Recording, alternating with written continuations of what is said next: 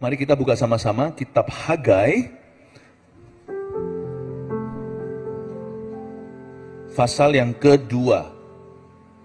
Udah Kristen lama, kita nggak tahu Hagai, nah kita harus bertobat rame-rame. Hagai itu setelah kitab Matius, tolong dibuka. Hagai itu di perjanjian lama, saudaraku. Hagai pasal yang kedua. Saya kasih judul, jangan berkecil hati. Coba katakan pada diri sendiri, jangan berkecil hati. Iya, ekstra hati-hati nggak apa-apa, tapi jangan kecil hatinya. Saya suka bahasa Indonesia lebih dari bahasa Chinese-nya. Hati-hati dalam bahasa Chinese itu xiaoxing. Kecilkan hatimu. Jadi jangan wani-wani, jangan berani-berani berkecil hati. Tapi kalau bahasa Indonesianya malah justru digedein hatinya, dikuadratkan, hati-hati. Karena kita tahu ada bahaya, justru harus berbesar hati. Itu luar biasa bahasa Indonesianya. Jangan berkecil hati. Tuhan mau ngajari sesuatu, kita akan belajar dari sejarah orang Yahudi. Saya baca dulu ayat 1-10, pasal 2 Hagai. Udah ketemu ya setelah Matius tadi kan? Ya, pada hari yang ke-24 dalam bulan yang ke-6. Pada tahun yang kedua zaman Raja Darius, dalam bulan yang ke-7 pada tanggal 21 bulan itu, datanglah firman Tuhan dengan perantaraan Nabi Hagai bunyinya. Katakanlah kepada Serubabel bin Sealtiel, Bupati Yehuda, dan kepada Yosua bin Yosadak, Imam Besar, dan kepada selebihnya dari bangsa itu demikian. Masih adakah di antara kamu yang telah melihat rumah ini dalam kemegahannya semula? Dan bagaimanakah kamu lihat keadaannya sekarang? Bukankah keadaannya di matamu seperti tidak ada artinya? Tetapi sekarang kuatkanlah hatimu, hai Serubabel, demikianlah firman Tuhan. Kuatkanlah hatimu, hai Yosua bin Yosadak, imam besar. Kuatkanlah hatimu, hai segala rakyat negeri, demikianlah firman Tuhan. Bekerjalah, sebab aku ini menyertai kamu. Demikianlah firman Tuhan semesta alam. Sesuai dengan janji yang telah kuikat dengan kamu pada waktu kamu keluar dari Mesir, dan rohku tetap tinggal di tengah-tengahmu, janganlah takut.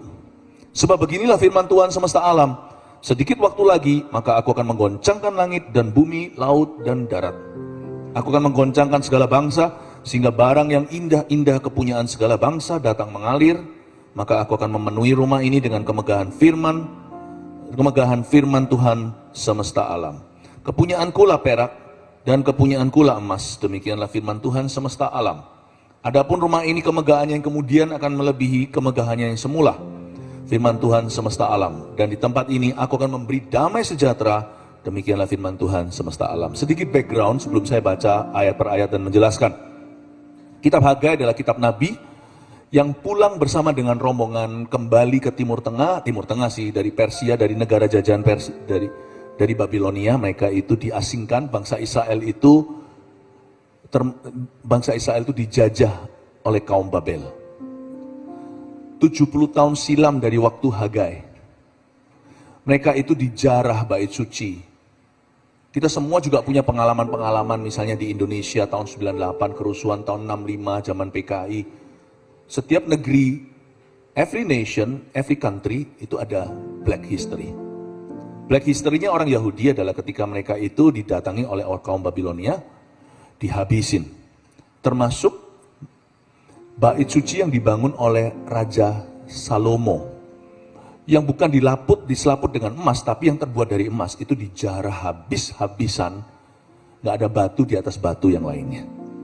Sungguh-sungguh dalam sekejap bangsa Yahudi seolah-olah punah dan mereka disebar kemana-mana. Lalu mereka dijajah di Babilonia. Sedikit background story.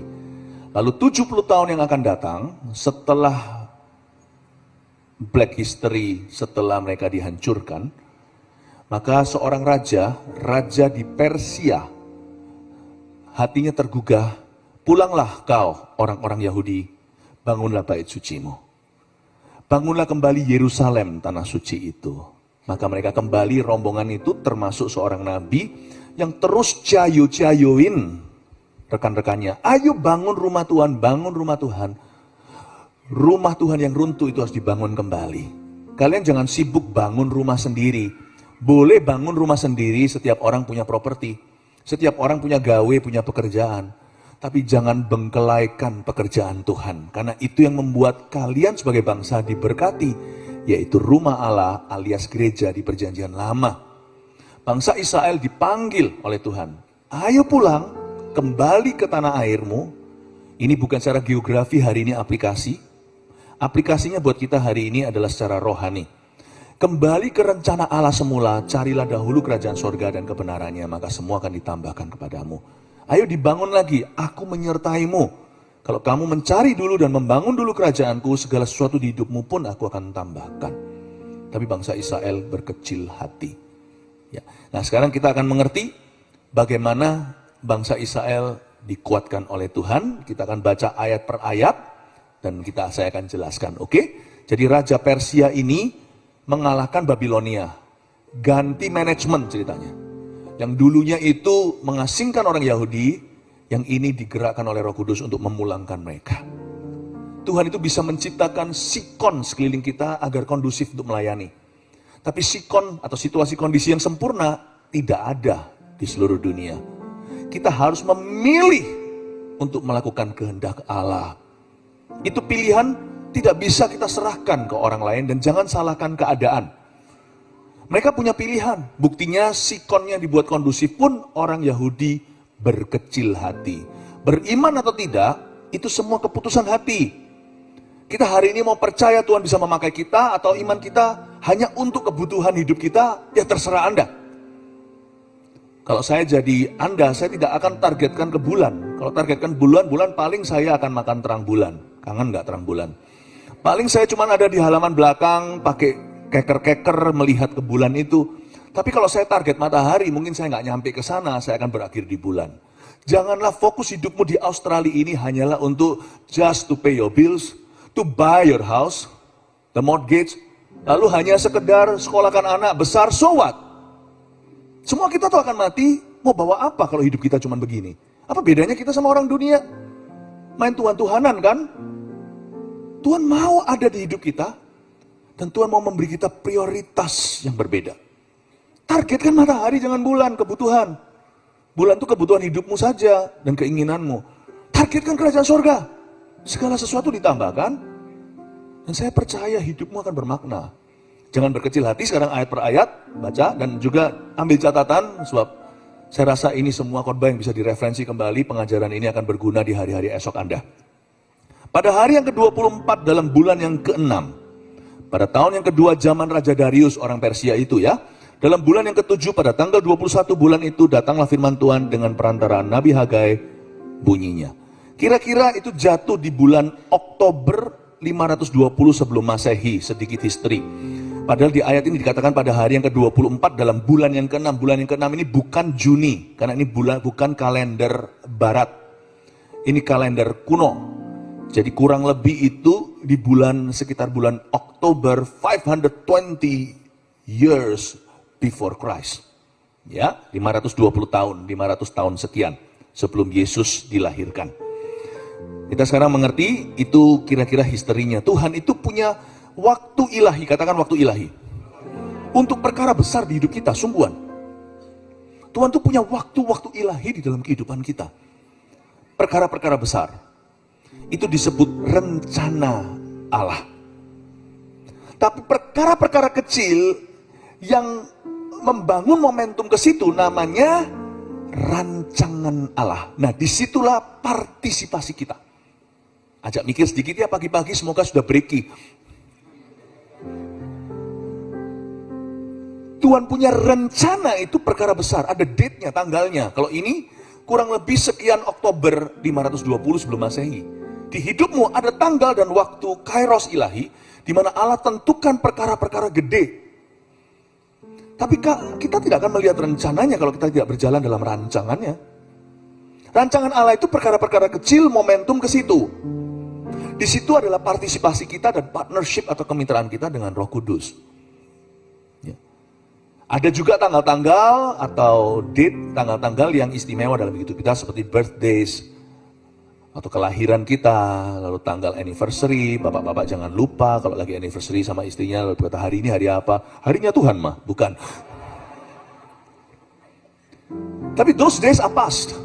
And God still has in store for you dates that are so important. You have no idea how important they will be.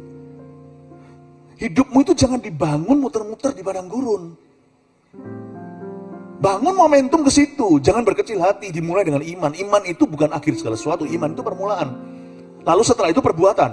Kalau iman aja gagal, perbuatanmu juga gak akan kemana-mana. Iman dulu.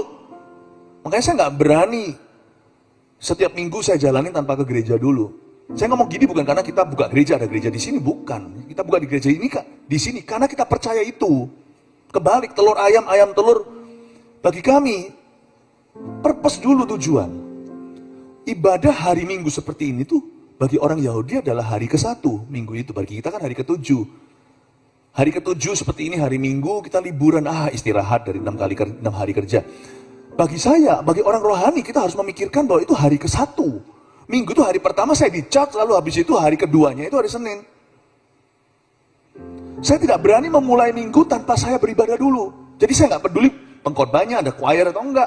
By the way, hari ini choirnya juga luar biasa, kasih tepuk tangan untuk PAW kita.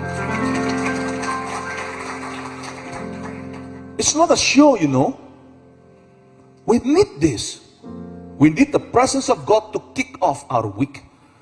We need to hear His voice more clearly to kick off the week, to start the week. Amin Bapak Ibu Saudara. Jangan hanya fokus ke tanggal besarnya. Banyak anak muda kan juga begitu. Aku pokoknya mau jadi besar, mau jadi apa, sekolah apa nggak tahu. Pokoknya aku mau kaya, mau sukses jadi orang. Iya, tapi Tuhan nggak pernah memberkati mimpi di siang bolong. God has not promised to bless your vision. God promises to bless the materials you provide for your vision. Tuhan tidak pernah memberkati visi seseorang. Semua orang punya mimpi, termasuk semua pengemis di jalanan itu setiap hari ada uang sedikit beli lotre. Beli lotre supaya mereka mau kaya, mereka punya harapan, angan-angan, tapi mereka nggak punya persiapan. Tuhan tidak berjanji memberkati mimpi, Tuhan memberkati persiapan mimpimu.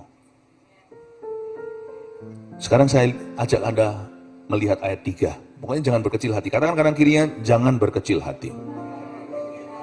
Iya, amin. Pinggangnya kecilan nggak apa-apa, tapi hati jangan. Saya butuh itu. Katakanlah kepada Zerubabel bin Shealtiel Bupati Yehuda.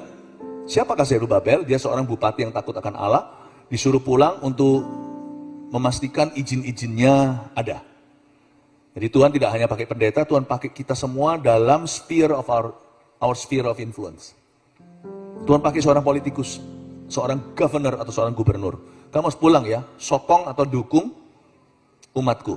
Mereka mau bangun, pastikan izinnya ada. Ya, kanan kiri izin keramaian semuanya, propertinya ada di sana. Pastikan nanti kalau dibangun sound sistemnya bagus, ada peredam suara. Pastikan pengaturannya semua jalan. Ada orang-orang yang mikir untuk ibadah Tuhan itu, ada orang yang mikir untuk gereja. Ini gereja di Perjanjian Lama, kita sekarang gereja di Perjanjian Baru. Ada orang yang mikirkan kursinya ada berapa, stage-nya ini mau di sini atau mau lonjong ke situ. Orang masuk lalu lihat stage-nya di sana. Itu ada orang yang memikirkan angle-angle-nya. Gak hanya pendeta, ada orang-orang pintar di situ, orang-orang pandai, orang-orang yang berilmu pengetahuan, orang-orang yang punya skill. Dan Tuhan beritahu pada Zerubabel, apa yang kamu pelajari di university, dan semua pengalaman kerjamu, resume, segala sesuatu itu juga akhirnya aku akan pakai untuk kemuliaanku, bukan hanya untuk membuatmu sukses dan menjabat untuk 1 term lagi sebagai gubernur, seolah-olah itu karier pribadi. No. Aku tidak menaruhmu di situ untuk dirimu, aku menaruhmu di sana untuk umatku. Dan sembari aku memberkatimu. Wow. Hai Zerubabel, dapatkah Anda melihat bahwa Anda berada di Australia untuk satu tujuan yang jauh lebih tinggi daripada, I want a better life. What better life? Is Australia, Indonesia, mana-mana same life? It's the same life. Sungguhan. Jangan lihat saya, masa iya? It's the same life. Tapi tergantung tujuan hidupmu. The purpose of your life. Katakanlah kepada Zerubabel bin Shealtiel Bupati Yehuda dan kepada Yosua bin Yosadak Imam Besar dan kepada selebihnya dari bangsa itu demikian. Satu Zerubabel tadi governor, yang satu lagi namanya Yosua bin Yosadak itu Imam Besar, itu pendeta. Gembala seniornya saat itu. Jadi Tuhan bicara kepada kedua-duanya, kepada orang-orang di dunia sekuler yang bekerja, dan Tuhan juga berbicara kepada orang-orang yang ada yang bekerja sebagai full-timer gereja, termasuk para pendeta dan gembala. Aku mau memakai kamu, Yosadak. Yosua bin Yosadak, aku mau pakai kamu. Jadi saya percaya dari GMS Sydney, ROSC, dan bahkan nanti dari Melbourne, dari MUP semuanya, dan semua cabang-cabang yang dibuka seperti Hills dan sebagainya, saya percaya nanti akan ada orang-orang yang dipanggil juga jadi full timer. Jadi pendeta. Tolong ya, Bapak Ibu semua, mungkin ada di antara kita yang pernah dikecewakan oleh pendeta dan gereja. Tapi nggak semua pendeta seperti yang Anda pikirkan. Sorry ye. Haleluya. Janganlah pukul rata, itulah bahaya trauma. Orang yang pernah trauma ke gereja, gereja Indonesia di mana-mana ntar ujungnya begitu-gitu, gini. Siapa bilang? Kita nggak sok percaya diri, nggak overconfident juga. By God's grace dengan kasih karunia Allah, we could be different, you know. Pendeta begini begitu, gereja juga sama aja lah, beginilah. Have you been to every church on earth? Have you known every pastor and minister in this world? Dan jangan sok tahu. Pasti ada jenis tertentu yang Anda belum tahu. Itulah bahayanya trauma. Orang trauma itu orang sombong. Karena traumanya dia merasa dia sudah tahu segala sesuatu. Don't give God a chance, He doesn't need you to do that for Him. Give yourself a chance so God can work something new. Amin. Di Australia saya nggak perlu terjemahkan lah, kalian semua harus bisa Inggris lah. Ayo, come on lah. Ya, saya yang Inggrisnya belepotan. Udah lama saya nggak bicara bahasa Inggris. Mari kita sekarang lihat ayat berikutnya. Ayat 4. Lalu Hagai, Nabi ini berkata, masih adakah di antara kamu yang telah melihat rumah ini dalam kemegahannya semula? Hagai tanya, hello, khususnya kepada kaula tua, yang sudah berusia. Any of you, adakah di antara anda, any of you had seen the same house, not this house, but God's house in the previous glory? Ada di antara kalian, apakah ada di antara kamu yang telah melihat rumah ini dalam kemegahannya semula? Hagai tanya, karena anak-anak muda belum lihat itu kan. Ingat ya, 70 tahun mereka dalam pembuangan, 70 years ago, kurang lebih, Bait Salomo dihancurkan. Bait Salomo tuh terkenal sekali tuh loh, yang imam-imam waktu pentahbisan nggak bisa berdiri karena ada awan kemuliaan. Itu loh yang berapa hasta itu dari emas semua. Wow. Masih ada di antara kamu yang melihat rumah itu nggak dalam kemegahannya semula? Solomon Temple sebelum dihancurkan itu, to be exact, lebih tepatnya 66 years ago. Jadi waktu Hagai tanya begitu, saya yakin yang bisa jawab hanya grandpa.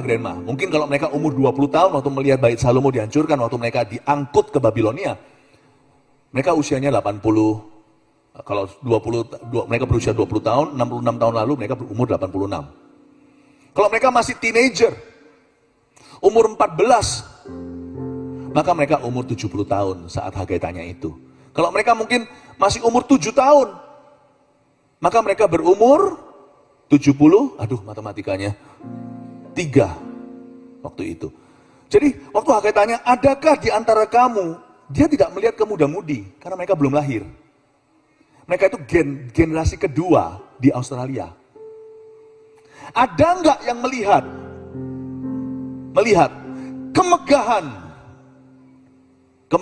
negeri 66 years ago, 66 tahun lalu, dia melihat ke orang-orang yang tua dan yang sudah beruban. Di antara mereka ada yang mengangguk-angguk dan berkata, saya telah melihatnya. Sungguhan kaula tua itu sudah pernah melihat kemegahan bait suci Salomo, karena Salomo punya bait Allah dibuat tanpa budget. Karena waktu zaman Salomo ekonomi begitu bagus, emas di daerah situ kurang berharga, bahkan perak pun tiada harganya seperti batu biasa. Saking banyaknya emas, kalau Anda baca di zaman Sulaiman, mereka itu ada perkapalan dan mereka bawa emas-emasan dari mana, itu emas itu numpuk cuma di satu spot, yaitu di Yerusalem dan sekelilingnya. Coba bayangkan. Salomo buat bait suci tanpa budget sama sekali. No expense spared. Everything the best. Speknya itu loh yang tertinggi. Kayunya pakai kayu aras dari Libanon yang terbaik. Ini kalau bangun rumah ya. Maunya semua pokoknya yang top of the line. Itu harganya nanti melebihi harga tanahnya. Luar biasa. Tapi saya tunjukkan kepada Anda bahwa Tuhan tidak terpukau dengan semua itu. Tuhan tuh terpukau dengan usaha kita. Masih ada di antara kamu yang telah melihat rumah ini dalam kemegahannya semula? Ada orang mengangguk-ngangguk, bahkan ada yang berlinang air mata. Iya, bait suci yang sekarang ini, apa ini dibanding dengan dulu? Ada nggak orang yang selalu berkata, dulu lebih enak ya? Dulu melulu. Dulu orang itu kalau bahasanya begitu sih nggak bisa ikut Tuhan. Ya, dan juga mendidik anak juga dengan cara yang salah. Anak zaman sekarang, ya iyalah, zaman dulu punya anak nggak menghadapi tantangan anak zaman ini. Jangan compare begitu. Orang yang suka dulu, hari yang lalu lebih enak dari hari ini. Wah, masa lalu lebih enak. Orang yang selalu noleh ke belakang, kecetit nanti lehernya. Ada yang nangis pula dan berkata, aku mengenang seperti dulu. Yesterday, all my troubles seem so far away. Now I long for yesterday. For yesterday. All my troubles seem so far away. Yesterday. Yesterday once more. Jadi, orang yang seperti itu tidak bisa maju. Saya ngerti ada hal-hal yang lebih baik di masa lalu. It's true. Tapi nggak bisa di-compare karena ada hal-hal yang lebih baik di masa kini juga. Udahlah, jangan banding-bandingkan. Dibanding-bandingke, ya mesti kalah. Masih ada di antara kamu yang telah melihat rumah ini dalam kemegahannya semula. Dan bagaimana kamu lihat keadaannya sekarang? Bait suci yang dibangun baru nih loh. 66 years after. Yang dibangun ini kalah materi sungguhan. Kalau dulu kayu aras, ini kayunya sudah grade-nya kedua, ketiga. Dulu pakai marmer, pakai granit yang dimana itu pakai emas. Sekarang cuma pakai batu yang dipoles atau pakai granit. Pakai tile-tile yang mirip-mirip marmer gitu, yang gampang maintenance-nya. Yang dulu lebih luxurious, yang sekarang lebih praktis. Dan bagaimana kamu lihat keadaannya sekarang? Hagai membandingkan, memancing iman. Bukankah keadaannya di matamu seperti tidak ada artinya? Semua orang-orang kaum tua berkata, iya betul, kalah jauh. Tapi Hagai menegur mereka. Tahukah Anda, kalau orang yang suka membandingkan, rumput tetangga akan selalu lebih hijau daripada rumputnya. Jaga-jaga jikalau Anda suka membandingkan rumputmu dengan rumput tetangga, hitung juga water bills-nya. Tagihan airnya itu luar biasa di musim kemarau. Jangan cuma melihat hasil akhirnya. Bandingkan juga harga yang dibayar. Saya nggak pernah iri sama orang kok. Saya pernah melihat seorang konglomerat. Waduh, punya segala sesuatu, tidur hanya sedikit. Banyakan mereka tidurnya itu cuma di bawah 5 jam. Tapi keluarganya tidak pernah ketemu. Nggak ada keharmonisan. Saya bilang saya nggak iri dengan suksesnya. Buat apa? Kalau saya jual apa yang berharga di hidup saya, mungkin saya dapatkan berkat materi. Tapi apakah itu berkat? Saya rasa bukan itu ya. Saya rasa kita punya prioritas yang benar. Jangan mengejar dunia dengan hampa. Jangan kita terpancing dengan mata kita. Karena ketika kita merasa kita nggak punya apa-apa, biasanya kita kan jadi picik hatinya. You know, when you think that what you have is too small, it's a temptation. Never to thank God for it, and never to give to help others. Saya tidak berkata cuma dengan materi, tapi smallness of our gifts sometimes could spell temptation. Misalnya soal persembahan. Saya nggak ngomong duit, tapi sebagai contoh aja ilustrasi. Aduh, aku cuma punya 2 peser uang. Emangnya ini bisa membuat perbedaan gitu bagi bait suci? Nggak usah lah. Tunggu aku punya banyak baru aku memberi. Misalnya waktuku itu cuma segitu. Masa bisa aku berguna? Tunggu nanti kalau aku sudah selesai mortgage rumah, sesudah semua yang kumimpikan, kudapatkan, aku akan melayani Tuhan. Orang itu tunggu banyak dulu, baru dikasih ke Tuhan. Baik itu waktu, baik itu talenta. Talentaku pas-pasan, doa pun belum terlalu bisa. Nanti deh suatu hari, kalau aku lebih rohani. Kapan rohaninya? Manusia itu selalu begitu, kalau dia merasa apa yang dia miliki terlalu sedikit, terlalu kecil, atau terlalu lemah, dia tidak persembahkan, tunggu banyak. Makanya itu di sini Hagai bertanya, ada nggak di antara kalian yang melihat rumah itu semula, rumah Salomo? Bagaimana kamu lihat sekarang, kamu bandingkan dengan rumah yang ini? Bukankah keadaannya di matamu seperti nothing, atau tidak ada artinya? Don't say it's nothing, katanya, kata Hagai. Seolah-olah Hagai bernubuat suatu hari Kristus akan berdiri di bait suci melihat ada satu orang wanita, perempuan tua, mungkin dia janda, memberi 2 peser uangnya. Itu mungkin tidak bisa bahkan membayar bea bait suci untuk dia sendiri. Membangun sinagoga, mana bisa. Dikasihkan, tapi Yesus memuji perempuan itu di depan semua orang yang memberi dengan dengan lamsam, dengan amount atau dengan jumlah yang jauh lebih gede. Yesus berkata ini bukan soal pemberian jumlahnya, tapi presentasi buat wanita itu. Dia memberikan segala yang dia miliki, sekalipun kecil siakalpun tidak berarti. Dibutuhkan iman dan keberanian untuk dia maju ke depan dan menyerahkan itu ke dalam kotak bait suci. Waktu dia masukkan itu, dia tidak menunggu banyak dulu atau punya sesuatu. Dia persembahkan apa yang ada. Jangan pernah berkata nothing to 5 roti 2 ikan. Waktu dibawa datang ke Yesus oleh satu anak kecil yang membawa rantangannya, saya rasa anak itu namanya Roti Boy. Waktu Yesus menerima itu, Filipus yang membawanya, Filipus yang menemukan, tapi saya malu dengan komentarnya karena nama kita sama. Dia berkata, emangnya ini Tuhan ada 500 euro kan? Tapi ini, what good does it do to feed the 5,000? You have no idea. Kalau kamu berkecil hati, kamu mengecilkan Tuhan.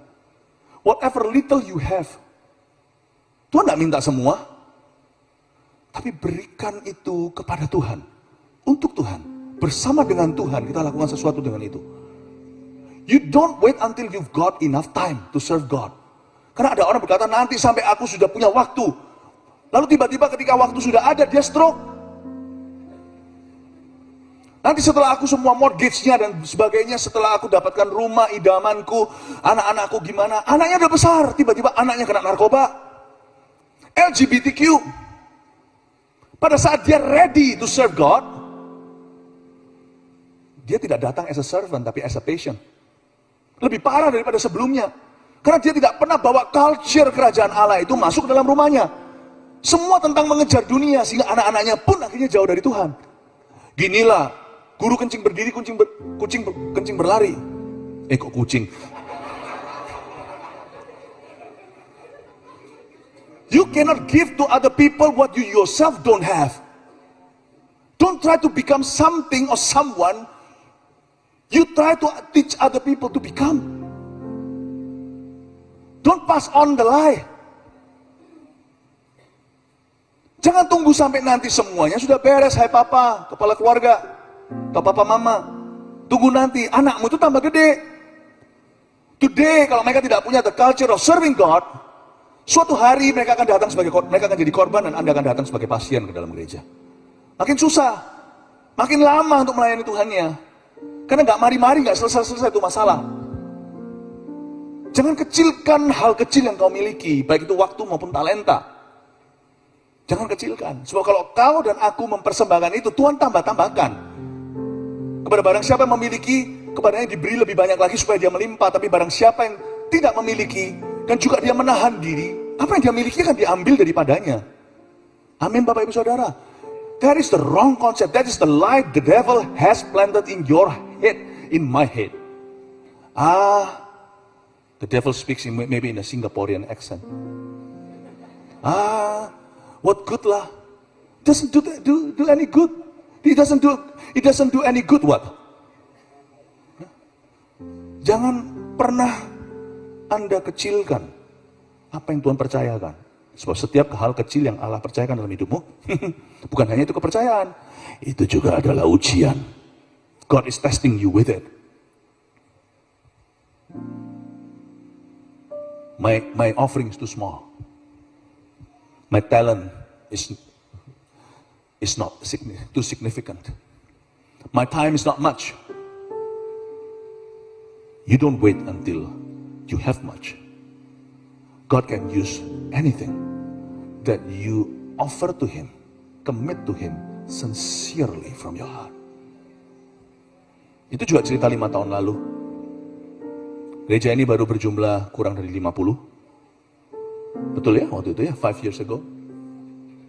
Orang-orang di sekeliling saya di Indonesia berkata, janganlah tunggu nanti kalau udah gede gerejanya, baru setelah itu disahkan. Saya bilang, telur sama ayam, gimana jemaat bisa komit Kalau kita pun nggak serius dengan visi kita, bagaimana bisa mereka memberi diri? Saya beranikan diri melawan arus. Demi Yesus dan demi umatnya datang ke sini. Kuasahin gerejanya. 5 years ago. Saya masih ingat kok. Waktu itu di level lantai ke-4. Sekarang lantai ke-5. Kita naik level.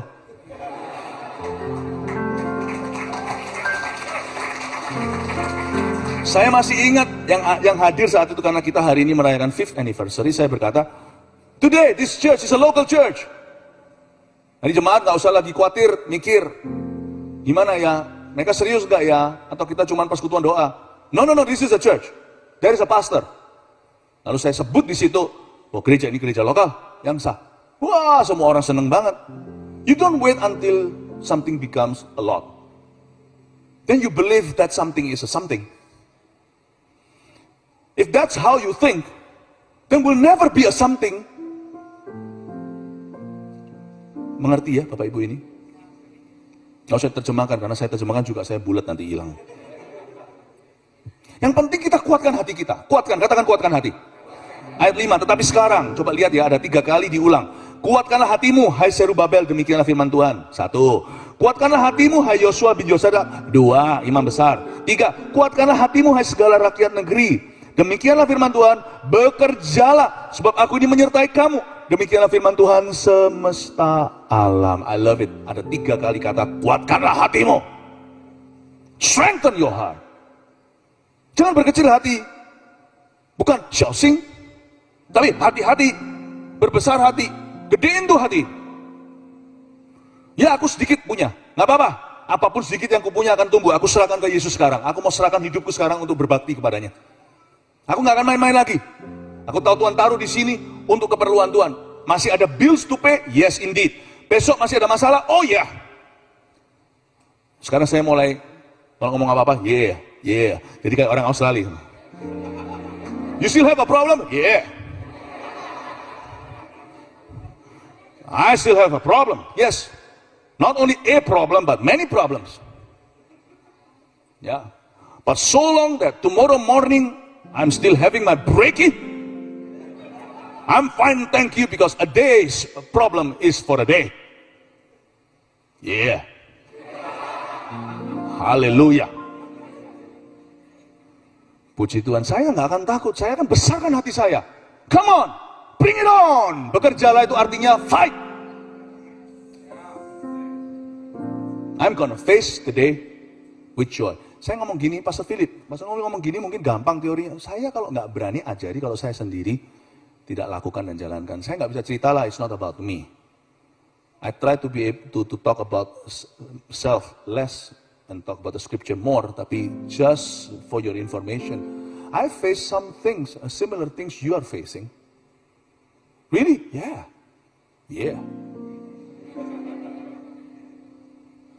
Saya nggak bisa cerita aja ya. Beberapa orang yang dekat dengan saya tahu masalah yang saya hadapi recently, ini itu.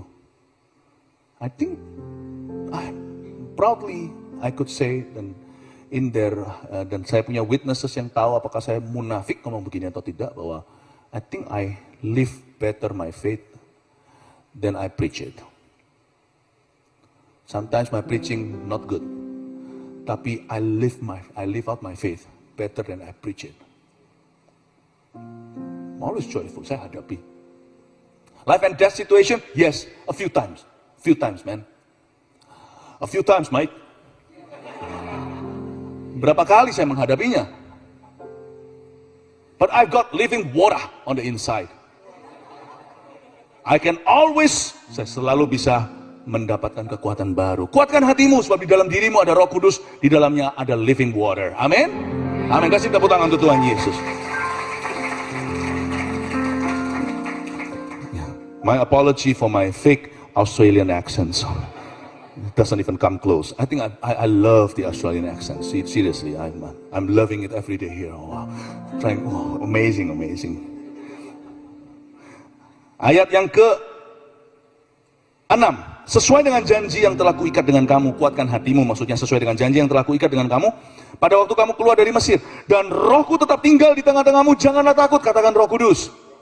Oh ya, itulah the living water, itulah kekuatan di dalam jiwa kita. Rohku tetap tinggal loh di tengah-tengah kamu. Jangan takut, fear not. Jangan takut, sebab beginilah firman Tuhan semesta alam. Dikit waktu lagi maka aku akan menggoncangkan langit dan bumi, laut dan darat. Aku akan menggoncangkan segala bangsa, ayat 8, perhatikan. Sehingga barang yang indah-indah kepunyaan segala bangsa datang mengalir. Wait a minute, tunggu.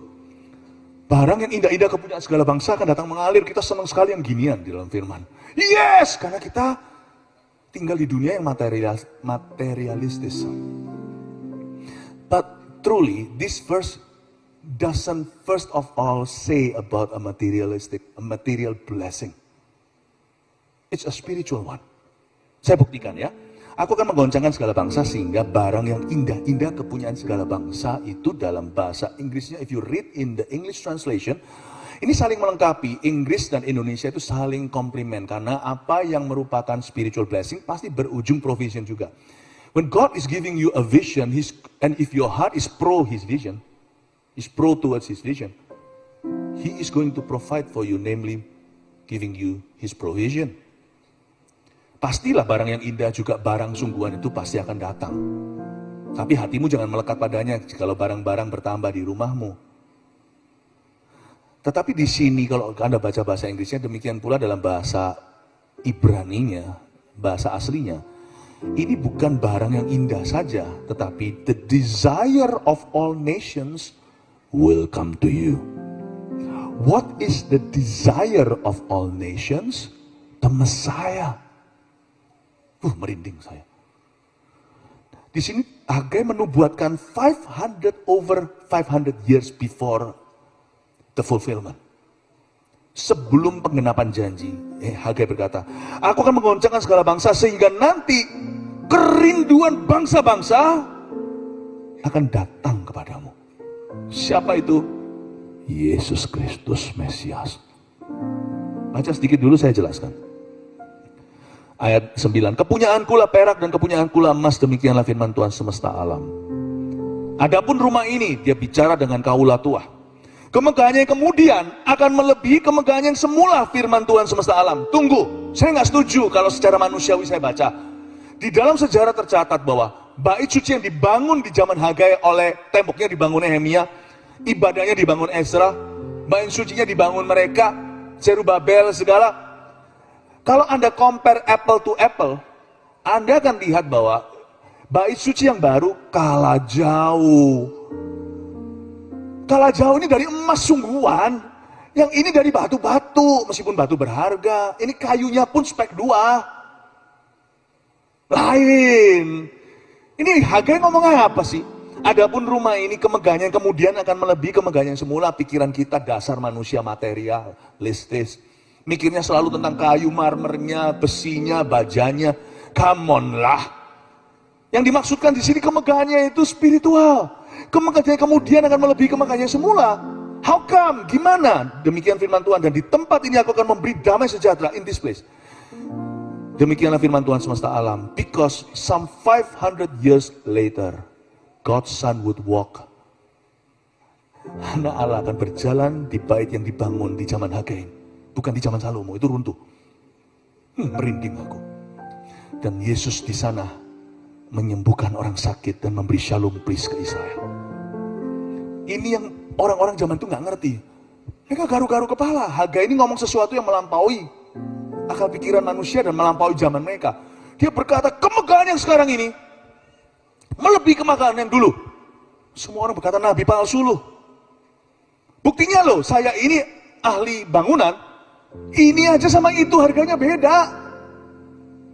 Jika tiba-tiba misalnya Anda nyetir mobil yang misal ya, sebutkan mobil yang paling murah di sini namanya apa?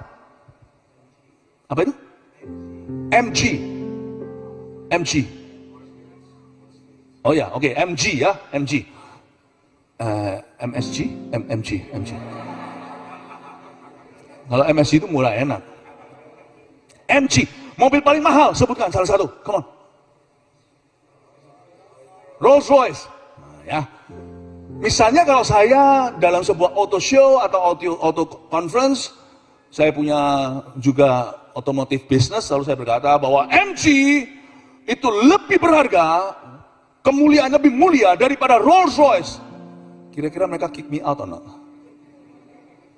Unless if suatu hari nanti MG itu ditumpangi oleh Pak Jokowi, ada tanda tangan beliau di dalamnya. Unless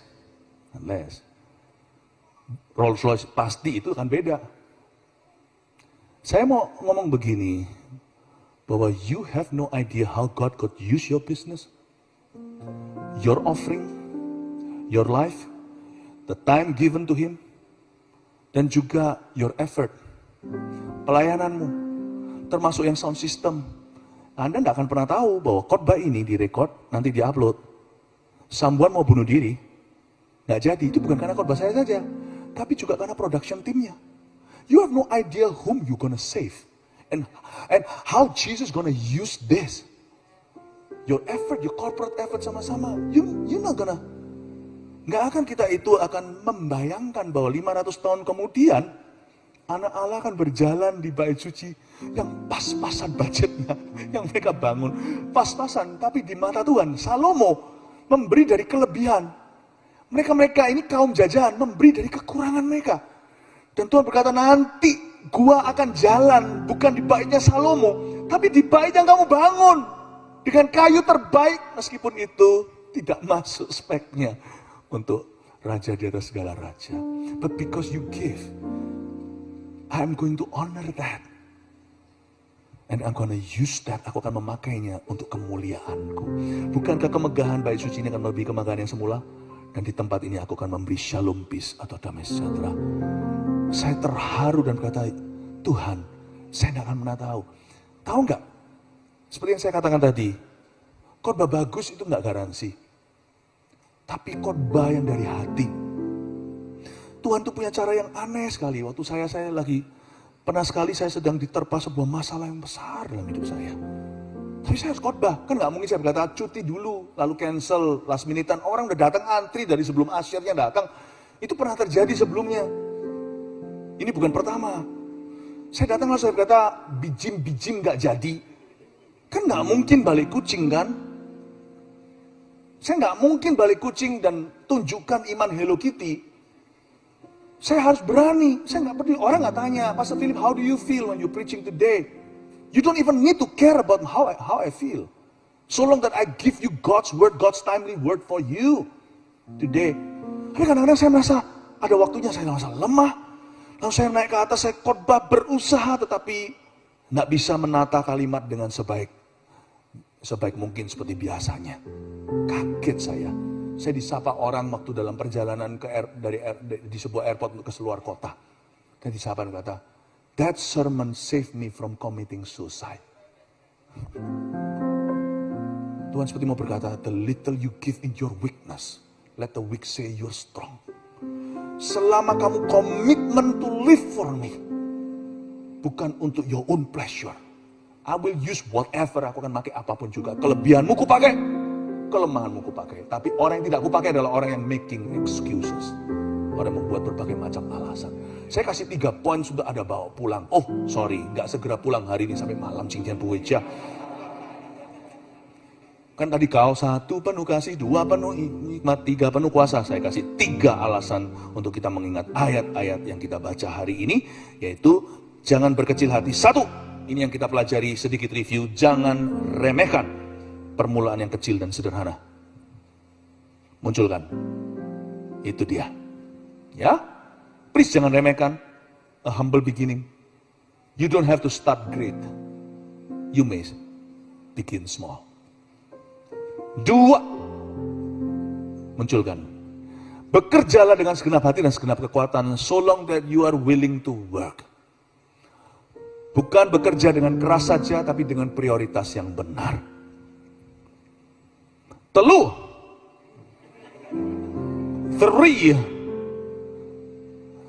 Tuhan bisa memakai kita melampaui mimpi kita. You have no idea how the Messiah is going to use whatever you commit to Him. And there I find you in the mystery.